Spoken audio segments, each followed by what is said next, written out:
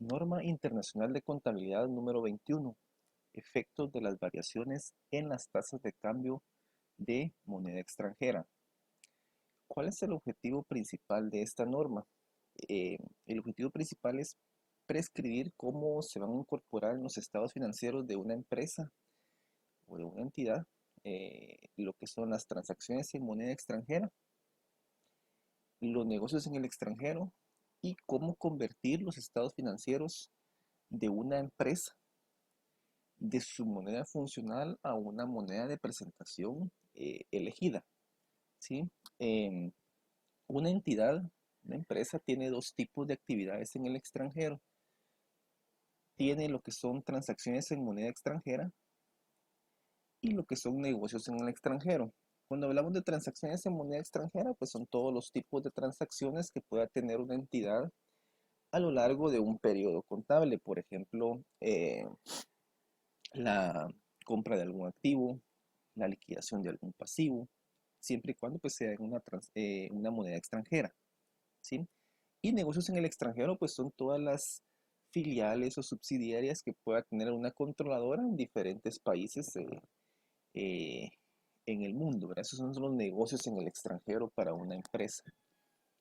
Tasas de cambio a utilizar y la manera de informar los efectos de las variaciones en las tasas de cambio en los estados financieros. Esos eran dos problemas muy frecuentes. Sin embargo, la norma eh, internacional de contabilidad número 21 pues da las bases para que estos problemas se solucionen, ¿verdad? Por ejemplo, con las tasas de cambio a utilizar, qué tipo de tasa utilizar al momento de reconocer una transacción, ¿verdad? Que eso se hace pues en el momento del reconocimiento inicial y qué tipo de tasa de cambio utilizar, por ejemplo, la medición posterior, que es al cierre del periodo del cual la empresa está presentando información. Entonces, dependiendo eh, la fecha,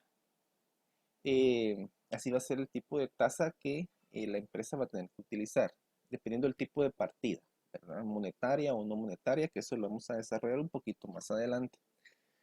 Y la manera de informar los efectos de las variaciones en tasas de cambio, eso quiere decir o se refiere a qué tratamiento contable se le dan o se le puede dar, de acuerdo a la NIC 21, a todas las diferencias de cambio que resulten de hacer conversiones eh, de partidas de una moneda extranjera a otra moneda. Eso es lo que nos dice el objetivo. El alcance. Esta norma va a aplicarse específicamente a estos tres tipos de transacciones.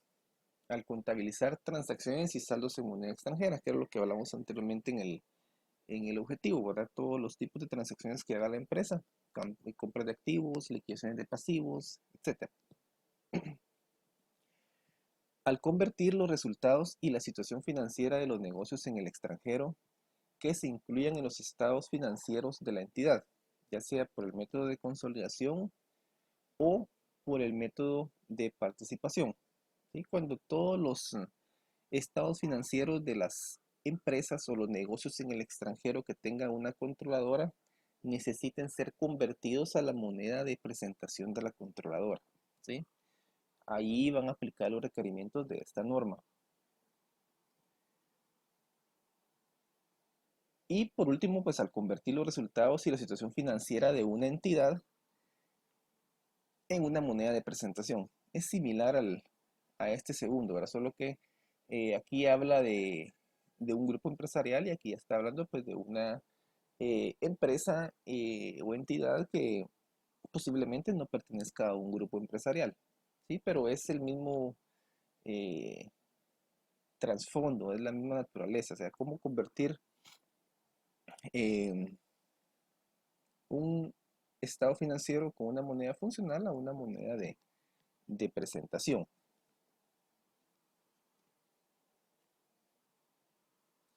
En lo que es el alcance, en el párrafo 7 la norma habla algo particular, indica que esta norma, ¿sí? No se va a aplicar a la presentación dentro del estado de flujos de efectivo de los flujos de efectivo que se deriven de transacciones en moneda extranjera. Eso es para que lo tomemos en cuenta también, ¿verdad? Por eso es que aquí en el alcance, ustedes se pueden dar cuenta, pues en la mayoría de lo que indica el alcance, habla solo de lo que son resultados y situación financiera, ¿sí? Ok, vamos a las principales definiciones. Tasa de cambio de cierre. Es la tasa de cambio de contado que existe al final del periodo sobre el cual se está informando, o sea, el cierre del periodo. Diferencia de cambio. Es la que surge al convertir un determinado número de unidades eh, de una moneda a otra moneda distinta, ¿sí? Ahí va a surgir un diferencial cambiario, siempre y cuando utilicemos tasas de cambio diferentes, ¿sí? Porque si usamos la misma tasa de cambio para convertir una moneda a otra en dos fechas distintas, por ejemplo, ahí no va a haber diferencial cambiario porque la tasa de cambio va a ser la misma, ¿sí? Pero si convertimos esas mismas dos monedas en fechas distintas, con tasas de cambio distintas, allí sí van a surgir o va a surgir un diferencial cambiario. ¿Por qué? Porque la tasa de la fecha 1 es distinta a la tasa de la fecha 2. Entonces ahí surge ese diferencial de cambio. Tasa de cambio es la relación de cambio entre dos monedas. ¿Sí? Es sencillo ese término. Valor razonable. Como lo hemos visto ya en diferentes normas atrás, ¿sí? Valor razonable pues es aquel precio que se recibe o que se podría recibir por vender un activo o por en su momento poder transferir un pasivo, siempre y cuando sea una transacción ordenada entre dos participantes de mercado, ¿sí? Sinónimo de valor de mercado, valor razonable. Moneda extranjera, también llamada divisa, es cualquier otra moneda distinta a la moneda funcional de la entidad. Un negocio en el extranjero es como lo vimos en el objetivo, pues son todas las empresas filiales, subsidiarias que son propiedad de la entidad que informa, ¿verdad? O tiene participación en tiene participación en esas empresas, ¿sí? Y pues cuyas actividades de estos negocios en el extranjero están basadas o se llevan a cabo en un país o una moneda distintos a los de la moneda funcional de la entidad que informa, ¿sí? Moneda funcional es la moneda del entorno económico principal en el que opera la entidad. Un poquito más adelante vamos a desarrollar este término. Un grupo. Un grupo creo que ya está un poco claro, lo hemos visto en otros, eh, en otras normas. Y un grupo es una controladora y todas sus subsidiarias juntas, ¿verdad? Ese es un grupo. Partidas monetarias son unidades monetarias mantenidas en efectivo, así como activos o pasivos que se van a recibir o pagar mediante una cantidad fija o determinable de unidades monetarias. Más adelante vamos a desarrollar el término de partidas monetarias. La inversión neta en un negocio en el extranjero. Em, Este es el importe que corresponde pues a la participación de la entidad que presenta sus estados financieros en los activos netos de un negocio en el extranjero. Por ejemplo, digamos que la entidad A, siendo controladora, tiene un 60% de participación en la entidad B, que es su filial. Ese 60% viene a convertirse en la inversión neta en un negocio en el extranjero. La participación que esta entidad controladora tiene en su filial se convierte en la inversión neta en un negocio en el extranjero. Moneda de presentación es la moneda en que se presentan los estados financieros, ¿sí? La moneda de presentación es, por ejemplo, si tenemos un grupo de empresas, un grupo empresarial, ¿verdad? Compuesto por una controladora y dos filiales, por ejemplo. Em, Supongamos que la empresa A está en un país europeo, ¿sí? La empresa B está en Estados Unidos y la empresa C en Guatemala. Eh, la empresa C, por estar en Guatemala y adoptar su moneda funcional como la del entorno económico principal, ¿verdad? Que por lógica sería el quetzal, su moneda. Esa es la moneda de presentación acá en nuestro país y funcional para la empresa, ¿sí? Sin embargo, cuando la controladora consolida estos estados financieros de las tres empresas como tal, es necesario que los estados financieros de la filial de acá en Guatemala, que están elaborados en moneda funcional, que es el quetzal, sean convertidos a la moneda de presentación, que en todo caso sería la moneda en la cual presenta los estados financieros consolidados de la controladora. Supongamos si es en España, en un país europeo, van a ser en euros, ¿verdad? Entonces, esa es la moneda de presentación, ¿sí? La moneda en que la controladora va a presentar los estados financieros de forma consolidada de este grupo empresarial. Tasa de cambio de contado. Es la tasa de cambio utilizada en las transacciones con entrega inmediata, ¿sí? En, por ejemplo, digamos, esta tasa de cambio contado es, digamos, hoy adquiero una compra de un activo. eh, a la fecha, si yo quiero registrar esa compra, digamos que es una compra al crédito, pues yo registro mi cuenta por pagar con una tasa de cambio de contado al día de hoy. La tasa al día de hoy. ¿Sí? Ok. Desarrollemos las definiciones. Eso está en el párrafo 3 al párrafo 7 de la norma. Moneda funcional. Em, Recordemos que en el término o en la definición de moneda funcional dijimos pues que era la moneda del entorno económico principal en el que opera la entidad. Pero ¿qué es el entorno económico? El entorno económico principal de una empresa es en el cual la entidad opera, ¿verdad? Y normalmente es ahí donde ella eh, genera y emplea el efectivo o los recursos que tiene, ¿sí? Eh, pues regularmente es eh, la moneda del país en el que está operando, ¿verdad? Pero no principalmente va a ser eh, esa la única premisa para poder determinar la moneda funcional en una empresa, ¿sí?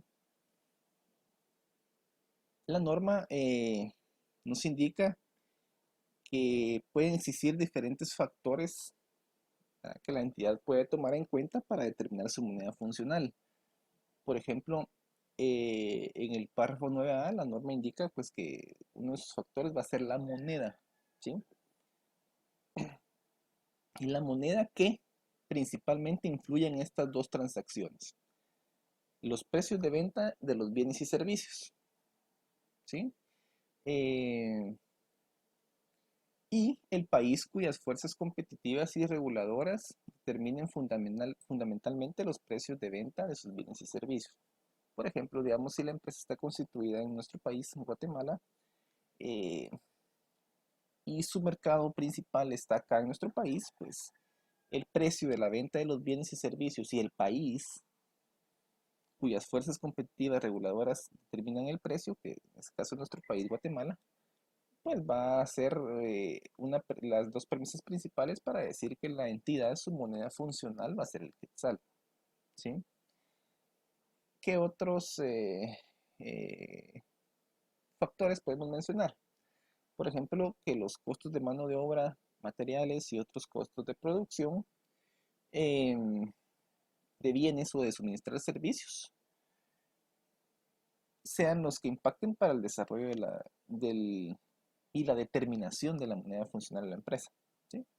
Va de la mano con estas dos primeras, ¿verdad? Si mis precios de venta de bienes y servicios eh, y el país en el que estamos operando, ¿verdad? Son los que van a dictar mi moneda funcional, pues los costos de la mano de obra y materiales regularmente pues van a ser siempre con la misma moneda, ¿sí? Puede ser que también adquiera materiales importados a otro tipo de moneda, ¿verdad? Pero su principal desembolso en lo que son costos eh, van a ser los que los que se paguen, ¿verdad? En el país donde está operando la empresa, ¿sí? Eh, la moneda en la que se generan los fondos de las actividades de financiación. Esto corresponde pues a los instrumentos de deuda y patrimonio que puede emitir la entidad. Por ejemplo, digamos, si emite muchas acciones para financiarse eh, en X moneda, esa va a ser su moneda funcional. También puede ser uno de los factores, no precisamente ese es ese como tal, ¿sí? La moneda en que saca sus instrumentos de deuda, por ejemplo, todos sus préstamos, ¿sí? Em, también influye en lo que es la determinación de lo que es la moneda funcional de la empresa. La moneda en que se mantienen los importes cobrados por las actividades de operación también va de la mano con la primera, ¿verdad? Regularmente, pues si mis precios de venta de los bienes y servicios, si en nuestro país los determinamos a la moneda funcional, que es el quetzal, o la moneda del país, la moneda oficial, que es el quetzal, eh, y mi sector de mercado está suponiendo un 80% acá en el mercado nacional, ¿verdad? Entonces la mayoría de mis actividades de operación se supone que las voy a cobrar en quetzal, en la moneda quetzal. Entonces, esa es una premisa también para determinar la moneda funcional. Van de la mano, prácticamente estas tres que estamos viendo acá van como de la mano, ¿sí? Entonces, esos son los factores principales que puede tomar em, la entidad para poder determinar cuál es su moneda funcional. Ahora bien, ¿cómo se determinan las monedas funcionales en lo que son ya los negocios en el extranjero? ¿Sí? La entidad puede tomar varios factores. Por ejemplo, uno de los primeros sería que si las actividades del negocio en el extranjero se llevan a cabo como una extensión en lugar de un grado de autonomía. ¿Qué significa eso? La norma nos da un ejemplo. Eh, indica que cuando un negocio en el extranjero solo vende bienes importados de la entidad que informa y remite a esta misma los importes obtenidos. Por ejemplo, que la controladora A, ¿verdad?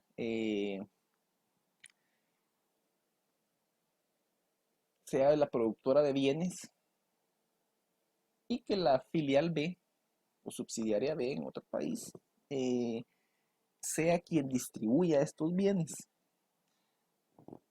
Prácticamente ahí la moneda funcional para el negocio en el extranjero, que sería la filial, que es la distribuidora, eh, va a ser tomada en cuenta por la moneda funcional que tenga la controladora. ¿Por qué? Porque ella influye en sus transacciones, ¿verdad? Es, si la controladora no produce bienes, la filial o subsidiaria no va a poder tener operaciones. Entonces, por eso la moneda funcional, las operaciones de la controladora influyen en lo que es las operaciones de la filial. Entonces, por eso se toma como moneda funcional la eh, moneda de la controladora en lo que es el negocio en el extranjero. Si las transacciones con la entidad que informa constituyen una proporción alta o baja de las actividades del negocio en el extranjero. Va de la mano con la primera, ¿sí? Em, solo que acá ya tiene una proporción, acá en esta primera, la controladora era la que daba todo el material o todos los bienes para que la filial o subsidiaria operara, ¿sí? En cambio acá en la segunda es una parte principal, ¿verdad? Puede que también la controladora o la filial o subsidiaria también tenga operaciones propias, ¿sí? Pero también todavía sigue influyendo en ella mucho de la operación de la controladora. Entonces ahí también se sigue tomando como base la moneda funcional de la controladora.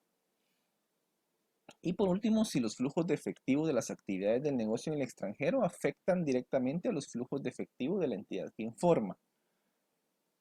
Y si los flujos de efectivo son suficientes para atender las obligaciones por deudas actuales y esperadas. Ahora bien, ¿Qué dice la norma? La norma indica que una vez la entidad escoge una moneda funcional, no se va a cambiar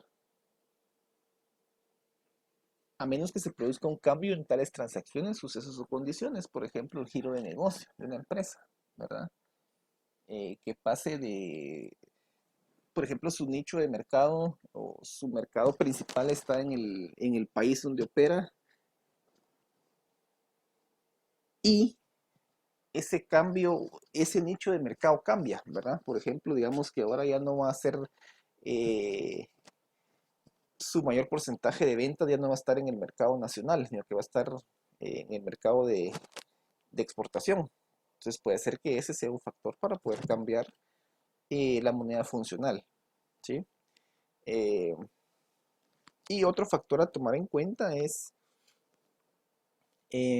que si la moneda funcional es la moneda de una economía hiperinflacionaria, los estados financieros de la entidad deberán ser reexpresados de acuerdo a lo que indica la NEC 29, ¿sí? Eh, una economía hiperinflacionaria es aquella en la que eh, el aumento de los precios de los bienes es muy acelerado, ¿sí? Por ende, los índices de precios al consumidor son muy altos y van creciendo de manera exponencial, ¿sí? Entonces, eh, cuando se da ese tipo de fenómenos en un país, ¿verdad? Los estados financieros de la entidad son necesarios que sean convertidos o reexpresados en base a los índices de precios del consumidor, ¿verdad? Que tienen los bienes en un periodo de tiempo, ¿sí? Por ejemplo, digamos, al inicio del periodo, pues teníamos un índice de precio al consumidor de 1, ¿sí? Al cierre del periodo puede que tengamos un índice de precios de 4, influido por la inflación que hay en ese país. ¿Verdad? Entonces, los estados financieros deben de ser reexpresados al índice de precios del consumidor del cierre del periodo.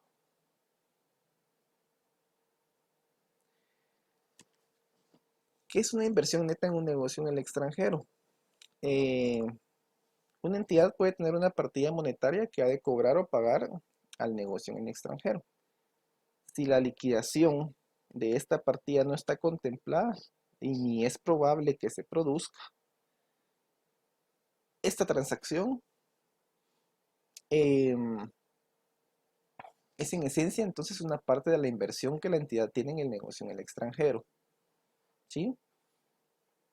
Por ejemplo, eh, supongamos que la entidad controladora tiene un préstamo sobre la entidad B, que es su filial.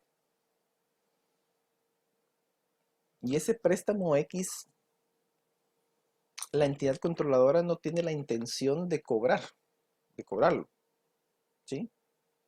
No tiene la intención de cobrar ese préstamo a esta entidad que le dio el dinero. Entonces, al final, ese préstamo, llamémoslo así, se viene a convertir en una inversión en esta entidad B. ¿Por qué? Porque la entidad controladora no tiene la intención de cobrar ese préstamo, ¿sí? Entonces se convierte en una inversión. Ese préstamo, llamémoslo así, que le hizo la controladora a la filial B. Eso es lo que quiere decir este párrafo de la norma. Partidas monetarias. ¿Cuál es la distinción entre una partida monetaria y una partida no monetaria? Una partida monetaria es aquella en la que se tiene el derecho a recibir o también se tiene la obligación de entregar una cantidad fija o determinable de unidades monetarias, por ejemplo, cuentas por pagar y cuentas por cobrar, ¿verdad? En ambas tenemos eh, por ejemplo, en las cuentas por cobrar, la entidad tiene un derecho, ¿sí? A recibir una determinada cantidad de unidades monetarias. Por su parte, en las cuentas por pagar, la entidad tiene una obligación, ¿verdad? De entregar cantidad X de unidades monetarias. Entonces, estas se convierten en partidas monetarias, ¿sí?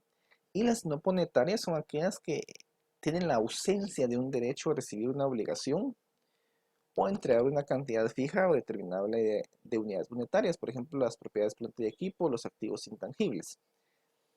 Las propiedades planta y equipo, dirán ustedes,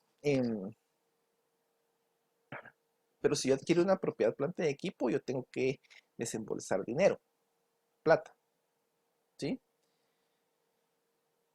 Pero es una partida no monetaria porque la naturaleza de esa cuenta no es recibir dinero, ¿verdad? La naturaleza de esa partida de propiedad planta de equipo es em, invertir en ella para producir bienes, por ejemplo, si es una maquinaria, y posteriormente generar flujos de efectivo, ¿verdad? Sin embargo, puede ser que eso no se dé, ¿sí? Puede ser que eso no se dé y la máquina, pues, o la partida de propiedad planta de equipo que se adquiere, no esté generando los flujos que se esperan. Entonces, no, la naturaleza de esa partida como tal, ¿verdad? Eh, no le da a la entidad el derecho fijo a recibir un ingreso, ¿verdad? Por su parte, con las cuentas por cobrar, sí, ¿verdad? O sea, con las cuentas por cobrar, la empresa tiene sí o sí el derecho a recibir la plata, el dinero. Entonces, esa es la diferencia entre una partida monetaria y una partida no monetaria. ¿Qué indica la norma con relación al resumen del enfoque requerido por esta norma? Toda entidad, al preparar sus estados financieros, deberá primero determinar su moneda funcional, ¿sí? Si tiene partidas en moneda extranjera, convertirlos a su moneda funcional, ¿sí? Y si resultan diferencias de cambio, ¿verdad? Al realizar esta conversión de partidas, se debe de informar de los efectos de esta conversión, ¿sí?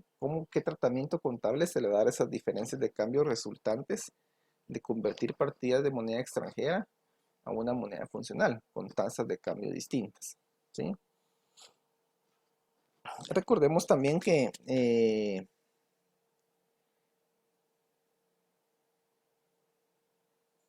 esto aplica, ¿verdad? Tanto para una entidad con negocios en el extranjero, llamémosle controladora, como también un negocio en el extranjero como tal, ¿verdad? Una subsidiaria, sucursal, filial, etcétera. Entonces este es el enfoque requerido de esta norma. Tal vez algo que con lo que yo complementaría acá es, bueno, ya convertí a mi moneda funcional, pero si es un grupo de empresas, luego hay que convertir a mi moneda de presentación, que puede ser que sea distinta a la moneda funcional, ¿sí? ¿Para qué? Para que la entidad controladora consolide, presente los estados financieros en una moneda estándar para todo el grupo empresarial. Ok, bueno, pasemos a la parte del reconocimiento inicial. Información sobre las transacciones en moneda extranjera en moneda funcional. Reconocimiento inicial. De inicio, ¿qué es una transacción en moneda extranjera? Pues es toda transacción cuyo importe se denomina o exige liquidación en una moneda extranjera, ¿sí? Esa es una transacción en moneda extranjera. ¿Qué tipo de transacciones en moneda extranjera se pueden dar? Y tenemos tres ejemplos que nos cita la norma. Por ejemplo, la compra o venta de bienes o servicios. ¿Sí? Es una de las más comunes, ¿verdad? Comprar o vender tanto bienes o servicios en una moneda extranjera. También lo que son prestar o tomar prestados fondos, ¿sí? Si estos o si los importes de estos fondos se establecen pues tanto a cobrar o a pagar en una moneda extranjera. Y por último, la adquisición o disposición de activos, ¿verdad? O liquidación de pasivos, siempre y cuando pues también estos sean tratados en una moneda extranjera. Ok, ahora, eh, párrafo 21 de la norma nos indica que toda transacción en moneda extranjera se registrará en el momento de su reconocimiento inicial utilizando la moneda funcional, ¿sí? Mediante la aplicación de la tasa de cambio de contado en la fecha de la transacción, que es lo que tenemos acá. Por ejemplo, digamos, se adquiere un activo, una maquinaria, eh, hoy 1 de agosto, ¿sí? Hoy 1 de agosto se adquiere la, la maquinaria y se adquiere al crédito, ¿verdad? Eh, y se va a registrar la transacción. Entonces, ¿qué tasa de cambio se va a utilizar? La tasa de cambio de contado en la fecha de la transacción, o sea, la tasa de cambio que tenemos el día de hoy, ¿verdad? ¿Cómo nos cercioramos qué tipo de tasa de cambio es? Regularmente los bancos centrales de cada país, ¿verdad? En sus sistemas, pues nos van indicando la tasa de cambio en la fecha, a la fecha que nosotros necesitemos saber, ¿verdad? Entonces, la entidad pues registra esa compra de esa maquinaria o una mercadería, etcétera, en su cuenta por pagar con la tasa de contado de la fecha de hoy que se está dando la transacción. Ese es el reconocimiento inicial, ¿sí? También se puede utilizar, dice la norma, en el siguiente párrafo, párrafo 22, em, lo que son tasas de cambio aproximadas o promedios al momento de realizar la transacción, ¿verdad? Siempre y cuando pues, las varias transacciones tienen lugar en un intervalo de tiempo razonable, ¿sí? Y algo también primordial para este requerimiento de la norma es que las tasas de cambio, ¿verdad? De las diferentes transacciones que se acumulen en este intervalo de tiempo no sean muy fluctuantes, no haya mucha fluctuación entre tasas, ¿verdad? Entonces la norma permite determinar una tasa de cambio promedio si las partidas o las transacciones que se den en ese lapso de tiempo pues no son muy fluctuantes las tasas. Por ejemplo, digamos, em, supongamos que yo tengo en un periodo semanal, ¿sí? De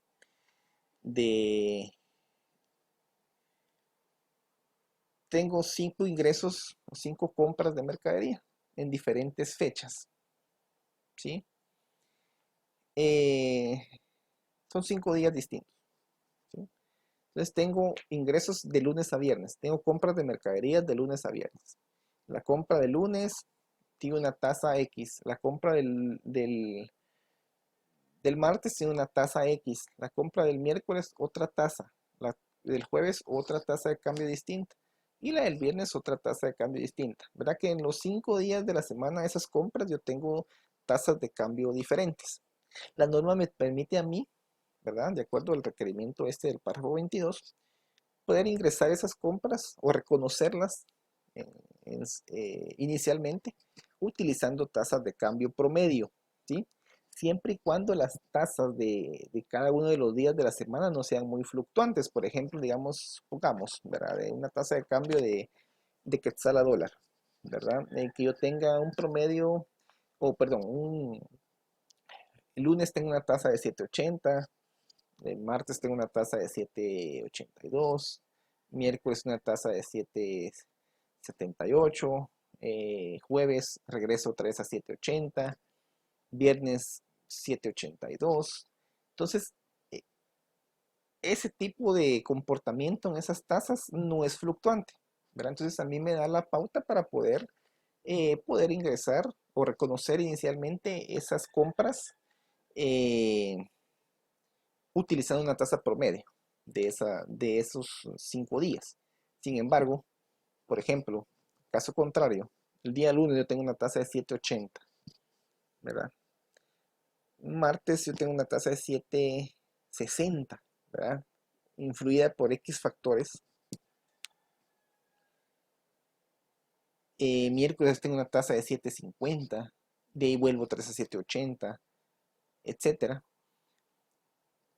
Em, Ahí hay fluctuación entre tasas, ¿verdad? Hay mucha fluctuación. Entonces, cuando hay mucha fluctuación entre tasas, la norma sí recomienda que entonces se haga de manera individual cada una de los reconocimientos de estas compras, en este caso, ¿verdad? Semanales. Y no permite pues que se haga una tasa promedio. ¿Por qué? Porque la fluctuación entre tasas es muy variable, ¿sí? Ok, ahora bien, esto era el reconocimiento inicial. Ahora viene la medición posterior, que es al cierre del periodo sobre el cual se está informando.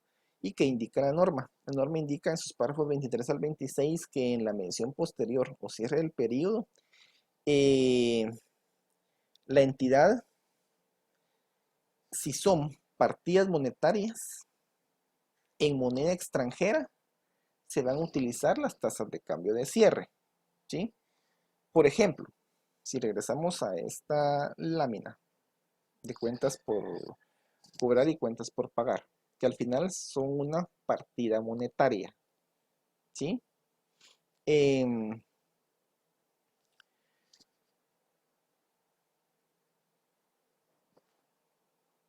si yo tengo la cuenta por cobrar o por pagar, utilicemos una cuenta por pagar para ejemplificar.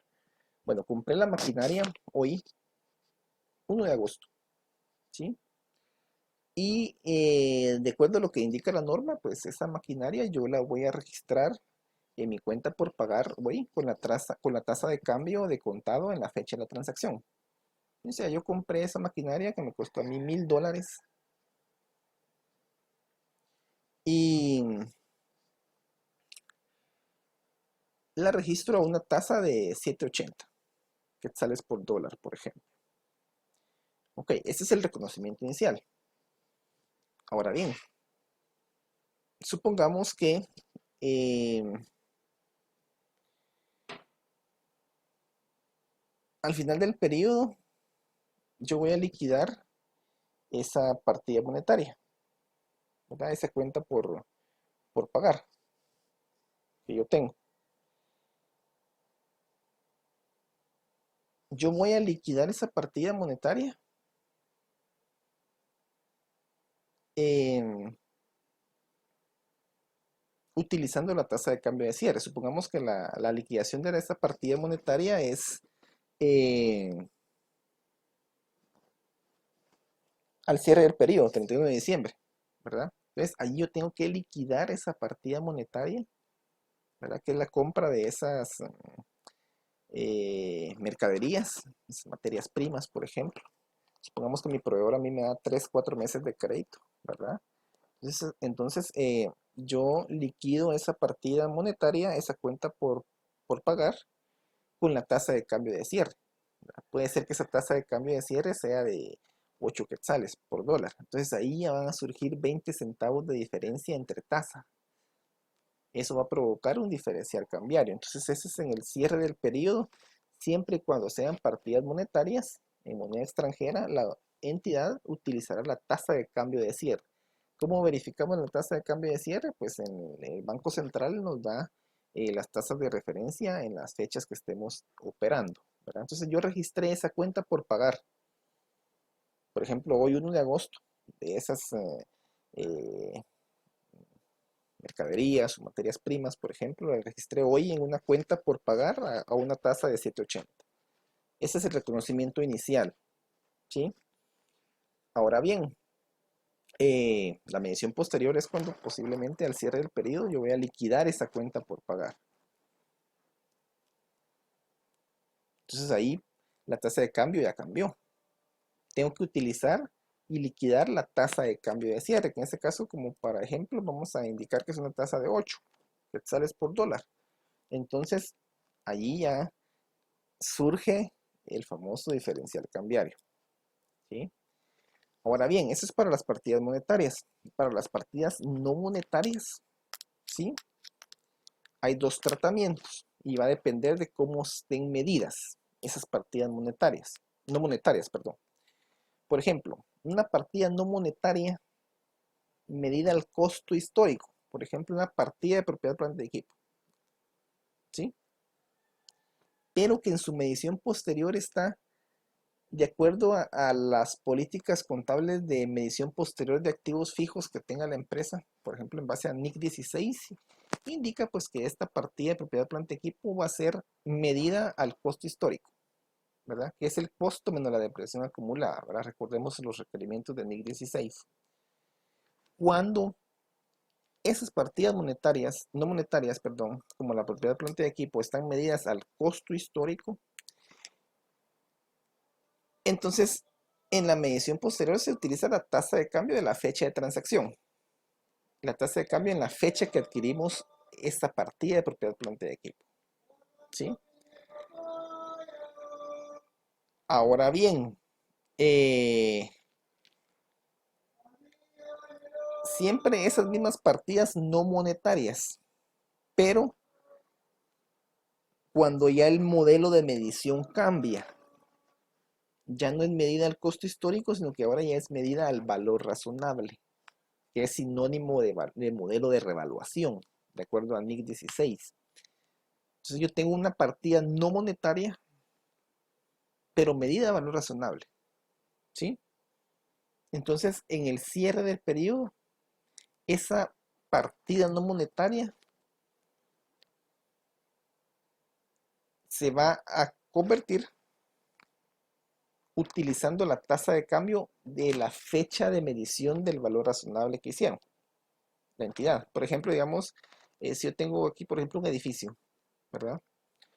Y se contrata un evaluador para que nos dé su estudio técnico de la evaluación de este bien, ¿sí? Y el estudio técnico y el informe final, este evaluador lo entrega pues en X día. Entonces, en la fecha de ese informe de evaluación de esta partida, es la tasa de cambio de esa fecha la que vamos a utilizar para hacer la conversión en el cierre posterior de ese tipo de partidas monetarias, ¿sí? Costo histórico, la fecha en que adquirí el bien. Valor razonable o sinónimo de modelo de revaluación, la tasa de cambio en la fecha que se hizo la evaluación o se determinó el valor razonable de este bien, de este edificio, ¿sí? Algo que tenemos que tomar en cuenta también es, pues que va de la mano con lo que hablamos ahorita anteriormente, que para determinar importes en libros de una partida, se tendrán en cuenta otras normas de aplicación, ¿verdad? Por ejemplo, lo que estábamos viendo aquí con estos dos casos, ¿verdad? Por ejemplo, las propiedades planta de equipo pueden ser medidas tanto al valor razonable, sinónimo de modelo de revaluación, o al costo histórico, ¿verdad? De acuerdo con lo que indican los requerimientos de la NIC 16. O también el importe en libros de alguna partida se determina comparando dos importes distintos. Es el caso de ejemplo de los inventarios, ¿verdad? Recordemos que en la NIC 2 nos indica que en la medición posterior un inventario se puede medir de dos formas. Puede ser al costo o puede ser al valor neto realizable, el que sea menor de los dos. Entonces, por eso ahí estamos comparando los dos términos, ¿sí? Costo o valor neto realizable, y el que sea menor es eh, el importe con el que se van a reconocer los inventarios al cierre o a la medición posterior. Eso se debe tomar en cuenta también y va de la mano con eh, la información que la entidad tiene que presentar en moneda extranjera en los cierres o en la medición posterior de este tipo de partidas, ¿sí? Ok, ahora bien, em, hablamos anteriormente que hay transacciones, ¿verdad? En donde al hacer las conversiones, la empresa pues hace y resultan en reconocimientos o resultan diferencias de cambio, diferenciales cambiarios, ¿sí? Estas diferencias de cambio indican la norma que deben de sufrir un tratamiento, ¿sí? Contable. La norma nos indica que las diferencias de cambio que surjan al liquidar o convertir partidas monetarias a tipos diferentes de los que se utilizaron en su reconocimiento inicial, se reconocerán en los resultados del periodo. Volvamos al caso anterior, la liquidación de la cuenta por pagar, ¿sí? Compré materias primas, el crédito, ¿sí? Las compro en esta fecha, en la fecha 9 de agosto. La cuenta por pagar que yo generé al reconocer esta obligación de pago de estas materias primas al crédito que yo compré, en su fecha de transacción se ingresaron vamos a regresar de nuevo a la tasa que utilizamos en el ejemplo anterior, a 7.80, ¿sí? Pero yo como eh, cliente tengo, o la empresa como cliente tiene 2 meses de crédito, ¿sí? Entonces a los 2 meses, al llegarse el plazo de los 2 meses del crédito, se tiene que liquidar esa cuenta por pagar con el proveedor de la empresa, ¿sí? Entonces, en ese momento que se liquida esa cuenta por pagar, puede ser que ahí la tasa de cambio ya es diferente, ¿sí? Se tenga una tasa de cambio de 8 quetzales por dólar. Entonces, ahí va a surgir un diferencial cambiario. ¿Por qué? Porque yo o la empresa, ¿verdad? Registró esa transacción inicial a una tasa de 7.80, pero al momento de liquidar esa cuenta por pagar se tiene una tasa de 8. Entonces ahí surge un diferencial cambiario.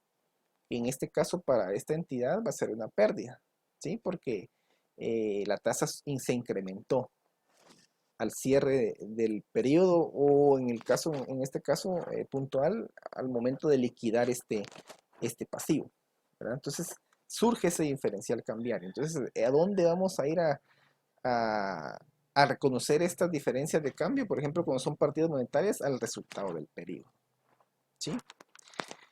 Ahora bien, cuando no son partidas monetarias, cuando se reconozca en otro resultado integral una pérdida o ganancia derivada de una partida no monetaria, ¿sí? Cualquier diferencial de cambio, ya sea pérdida o ganancia, se va a reconocer en el otro resultado integral, ¿sí? Si lo queremos ver de una forma un poco más sencilla y práctica, diferencias de cambio resultantes de partidas monetarias van a ir en el resultado del periodo. Y diferencias de cambio, ya sea pérdidas o ganancias, en ambos casos, para partidas que no son monetarias, se reconocen en el otro resultado integral. Eso es lo que indica la norma. Al final, ambas van a afectar el resultado integral total de la entidad. Sin embargo, para efectos de presentación y requerimientos de la norma se deben de separar. Las monetarias van en el resultado del periodo y las no monetarias van en el otro resultado integral, ¿sí? Ahora bien, la utilización de una moneda de presentación distinta de la moneda funcional. La entidad puede presentar sus estados financieros en cualquier moneda, ¿sí? Pero si la moneda de presentación difiere, quiere decir difiere, es diferente, es distinta a, ¿sí? Si la moneda de presentación difiere de la moneda funcional de la entidad, esta deberá convertir sus resultados y situación financiera a la moneda de presentación elegida. Creo que ya habíamos hablado un poco de esto al inicio, pero aquí tenemos otro pequeño ejemplo, ¿verdad? Tenemos la entidad controladora que está en un país europeo, la cual su moneda de presentación de la entidad controladora es el euro, ¿sí? Y tenemos dos filiales, una en Guatemala que su moneda funcional es el quetzal y otra en X país, por ejemplo Estados Unidos, su moneda funcional es el dólar, ¿sí? Entonces, ¿qué quiere decir esto? Que eh, para efectos de presentación y consolidación, ¿sí? Si la moneda de presentación, que es el euro para este caso, difiere de la funcional de la entidad, por ejemplo, para la entidad A, la funcional es quetzal, esta, que es la A, deberá convertir sus estados financieros, sus resultados y situación financiera a la moneda de presentación, que es el euro. ¿Sí? Así de simple es este concepto. ¿Sí? ¿Para qué? Para que cuando la controladora consolide, se tenga pues la moneda, una moneda estándar para presentar los estados financieros consolidados del grupo. ¿Sí? Información a revelar. ¿Qué nos pide la norma como requisitos o información a revelar mínima eh, para presentar? Pues nos pide lo que son los importes de las diferencias de cambio reconocidas en el periodo. ¿Sí? Por ejemplo, las diferencias de cambio que resultaron de liquidar transacciones en X periodo se deben de reflejar.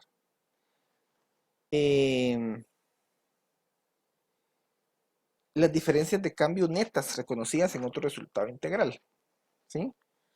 Aquí está lo que vimos anteriormente. Estas van a ser las diferencias de cambio surgidas en partidas monetarias y estas las diferencias de cambio surgidas en partidas no monetarias. ¿Sí? Están separadas, se presentan o se revelan de forma separada. Razones por las que se utiliza una moneda diferente a la funcional. ¿Sí? Las razones por las que una entidad cambia su moneda funcional. Por ejemplo, lo que vimos anteriormente, puede ser que su sector de mercado o sus clientes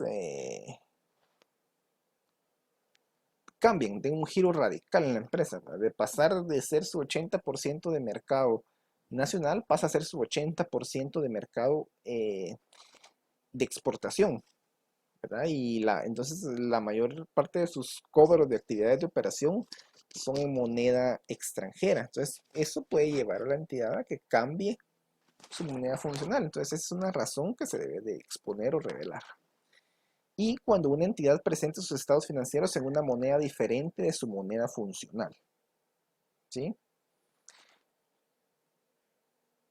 Esos son los requisitos mínimos de información a revelar que nos pide la NIC 21.